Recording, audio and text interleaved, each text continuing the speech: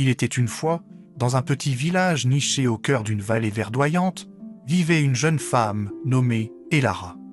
Elle n'était pas une princesse, mais elle avait un cœur aussi pur que l'or et un esprit aussi vif qu'une étoile filante. Elara passait ses journées à travailler dans la boulangerie de sa famille, où l'odeur du pain frais se mêlait au parfum des fleurs sauvages qu'elle aimait cueillir. Mais son plus grand trésor était sa voix, un don capable de charmer les oiseaux et de faire danser les feuilles des arbres. Un jour, le prince du royaume, Léo, un jeune homme connu pour son courage mais aussi pour sa mélancolie, décida de parcourir ces terres incognito. Il était las de la vie de château, des bals fastueux et des conversations superficielles. Il cherchait quelque chose de vrai, d'authentique, une mélodie qui pourrait apaiser son âme agitée. C'est alors qu'en passant près de la boulangerie, il entendit un chant. Une voix si douce et si puissante à la fois qu'elle sembla arrêter le temps. Intrigué, il entra et vit Elara, les mains couvertes de farine, fredonnant une vieille chanson populaire tout en pétrissant la pâte.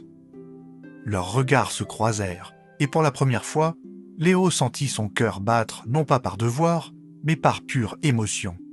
Il se présenta comme un simple voyageur et lui acheta une miche de pain. Ce fut le début de nombreuses visites. Chaque jour, il revenait, prétextant une faim insatiable, mais en réalité, il venait pour entendre sa voix et partager quelques mots avec elle.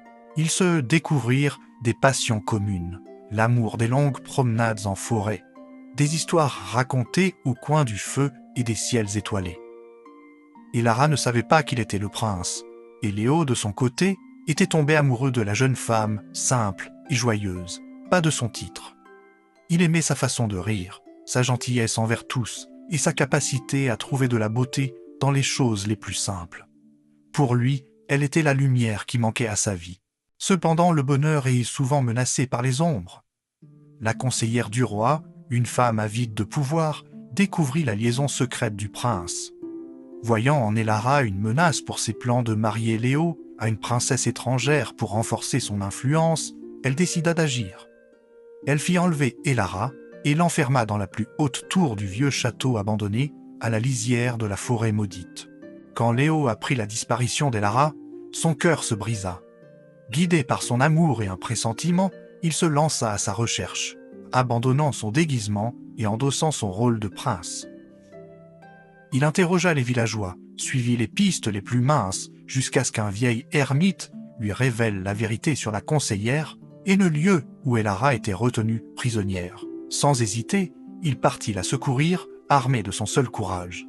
Le chemin vers la tour était semé d'embûches, mais la pensée d'Elara lui donnait une force nouvelle. Il arriva enfin au pied de la tour sombre.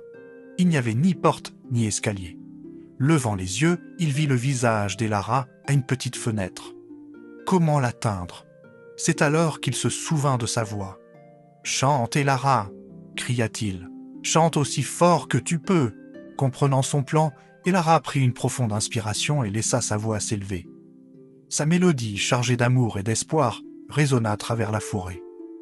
Le chant était si pur et si puissant qu'il sembla réveiller une magie ancienne. Des lianes se mirent à pousser à une vitesse incroyable le long des murs de la tour, créant une échelle naturelle. Léo grimpa avec agilité et rejoignit enfin sa bien-aimée. Leurs retrouvailles furent un torrent d'émotions. Ils s'enfuirent ensemble et retournèrent au château royal. Là, Léo révéla les agissements de la conseillère devant toute la cour. Démasquée, elle fut bannie du royaume. Le roi, voyant le bonheur radieux de son fils et touché par le courage et la bonté d'Elara, donna sa bénédiction à leur union. Le mariage ne fut pas un grand bal royal, mais une fête simple dans le village, entourée des gens qu'ils aimaient. Elara, la jeune femme à la voix d'or, devint princesse, mais elle ne changea jamais. Elle continua de chanter, non plus seule dans sa boulangerie, mais aux côtés de son prince, leurs deux cœurs battant à l'unisson.